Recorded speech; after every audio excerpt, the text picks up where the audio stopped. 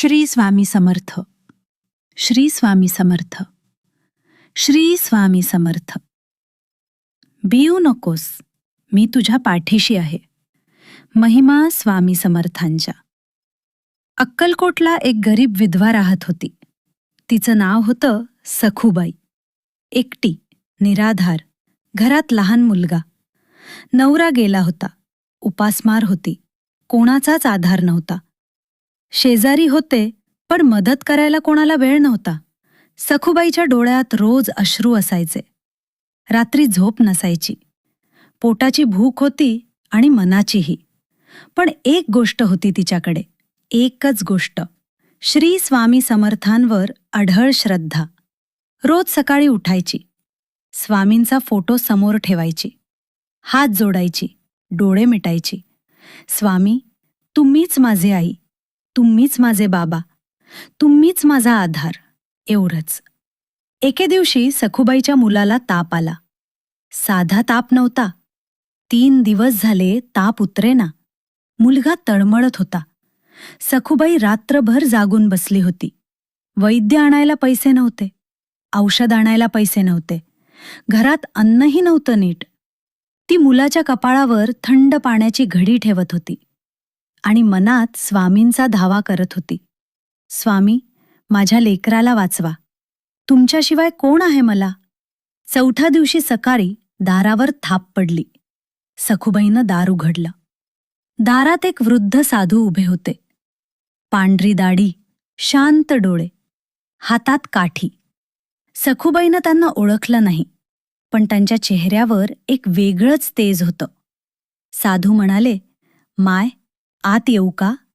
सखूबाई म्हणाली, या महाराज, घरात काहीच नाही. माझा मुलगा आजारी आहे. मीच दुर्दैवी आहे. साधू आत आले. त्यांनी त्या आजारी मुलाकडे पाहिलं. मुलगा तळमळत होता. श्वास जड होता.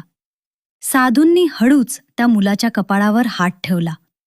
एक क्षण, फक्त एक क्षण, आणि मुलानं डोळे उघडले. सखूबाई थांबली. श्वास रोखला.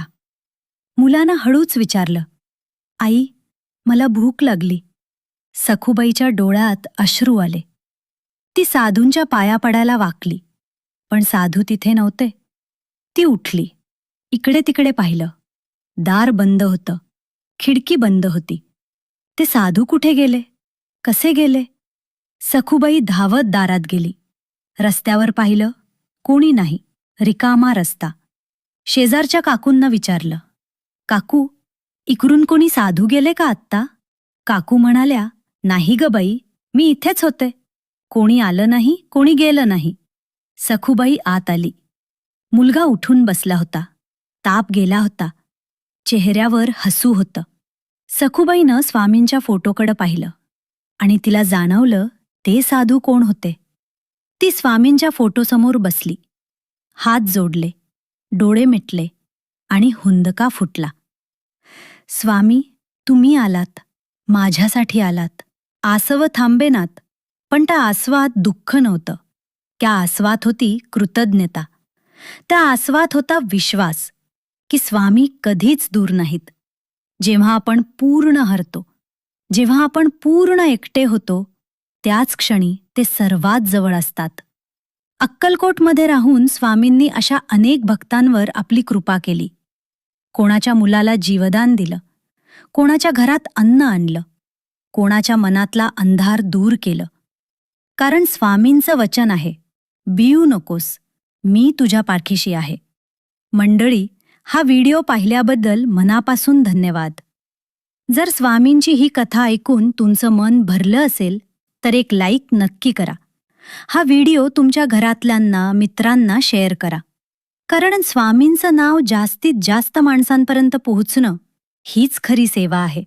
आमच्या चॅनलला सबस्क्राईब करा आणि कमेंट्समध्ये लिहा, श्री स्वामी समर्थ महाराज की जय. भिवू नकोस, मी तुझ्या पाठीशी आहे. स्वामी आजही आहेत, आत्ताही आहेत, तुमच्यासाठीही आहेत. श्री स्वामी समर्थ.